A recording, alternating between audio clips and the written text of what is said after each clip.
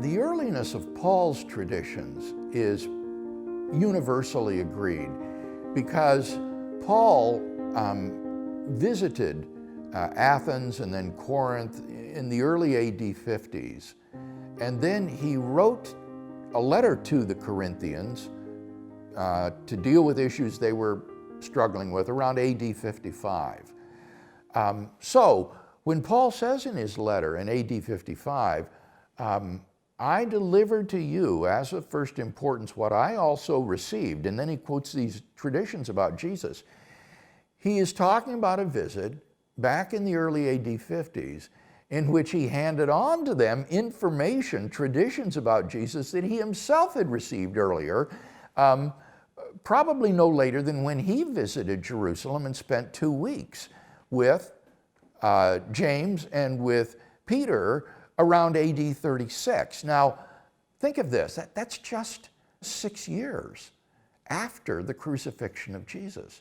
So these traditions that Paul hands on to these Corinthian Christians go back to within the first 5 years after Jesus' death. These are not legends that accrued over the decades and eventually came to be written down in the New Testament. This is among some of the earliest material about Jesus, and it's extraordinary for any figure in ancient history, such as Julius Caesar or Alexander the Great, that we should have information that goes back to within the first 5 years after that person's death. So that would be an example of Paul's information. Now, with respect to the Gospels, most scholars who study Mark think that Mark drew upon a source for Jesus' so-called passion.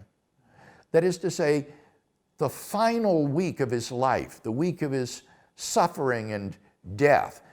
This passion source or story is different than the rest of the Gospel of Mark, which consists of little snapshots of Jesus, anecdotes that are not always arranged chronologically. They've been aptly compared to beads on a necklace, which might be strung in a different order.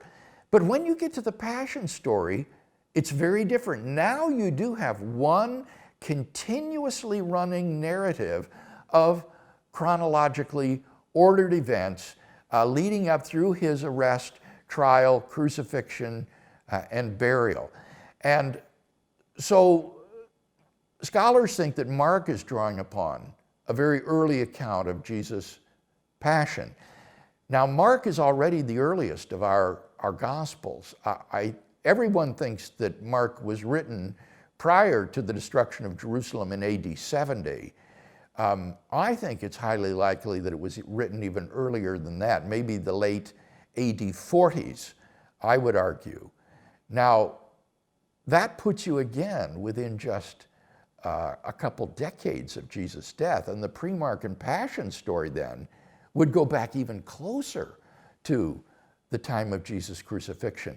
So we're not dealing again here with legends or tales that have been passed down and handed down over the decades.